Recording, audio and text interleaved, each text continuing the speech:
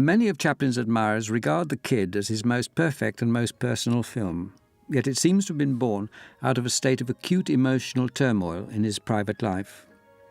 In October 1918, Chaplin had compromised himself into a hasty marriage with a 17-year-old actress, Mildred Harris. The couple had little in common, and Chaplin's personal boredom and frustration resulted in an acute creative block. He later wrote, "I was at my wit's end for an idea." Mildred became pregnant, but gave birth to a malformed boy who died after only 3 days. Chaplin evidently suffered acute trauma from this loss. But the responses of the creative mind are unpredictable. Only 10 days after his own child was buried, Chaplin was auditioning babies at his studio. Suddenly, the creative block seemed overcome. He was absorbed and excited by a new plan for a story in which the little tramp would become surrogate father to an abandoned child. The film would be called The Waif.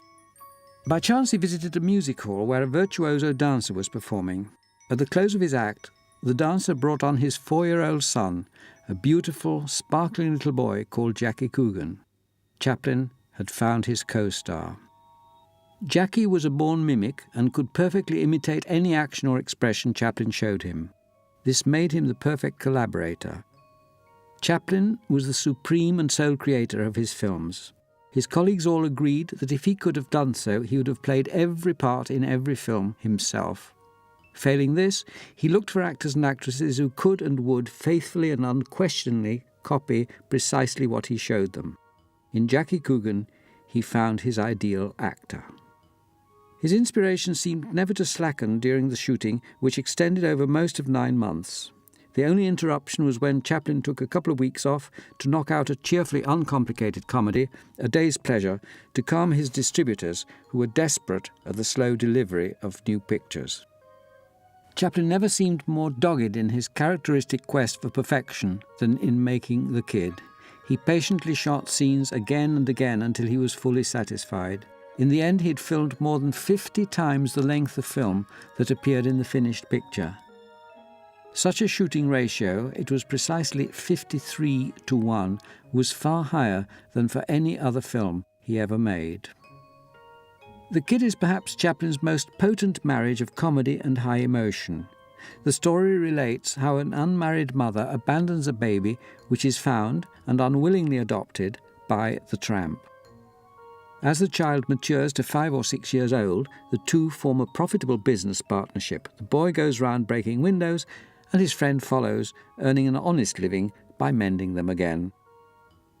The tramp ferociously opposes the efforts of social workers to take the boy into public care, and finally he is reunited with his mother, now a successful opera singer. The emotional element of the film reaches a peak of poignancy in the scenes where the social workers try to take the boy away to an orphanage. The anguish and ferocity of the tramp's fight to keep him are unquestionably inspired by memories of Chaplin's own childhood heartbreak at being taken from his mother at 7 years old and placed in a home for destitute children. By the time shooting had ended, Chaplin's now irretrievably estranged wife, Mildred, had begun a suit for divorce. Terrified that her lawyers would try to seize the Kid, Chaplin and his most faithful associates fled California. The film was edited in secret in a hotel in Salt Lake City and an anonymous studio in New York. There were to be further financial problems with the distributors, but when The Kid was finally released in February 1921, it was an instant triumph. Everywhere it was shown, perhaps the greatest triumph of all Chaplin's career. Jackie Coogan, at 7, became a world celebrity, honoured by princes, presidents and the Pope himself when he embarked on a European tour. He enjoyed a brief film career as a child actor, but, as Hollywood wits declared, senility hit him at 13 years old. As a young adult, he found himself penniless. His mother and stepfather had mismanaged his childhood earnings, and what little money was left was eaten up in legal battles. The one good outcome was that Jackie's much publicised problems led to the introduction of a law to give financial protection to child performers, and to this day it is known as the Coogan Act. In later life, Jackie, once the most beautiful child in the world, achieved very different new fame as the nastiest of old men, Uncle Fester in the TV series The Addams Family. All this, though, was still hidden in the far-off future in 1921, when the Kid gave Chaplin the only true co-star of his career and brought both Chaplin and the child to an unparalleled peak of world fame and affection.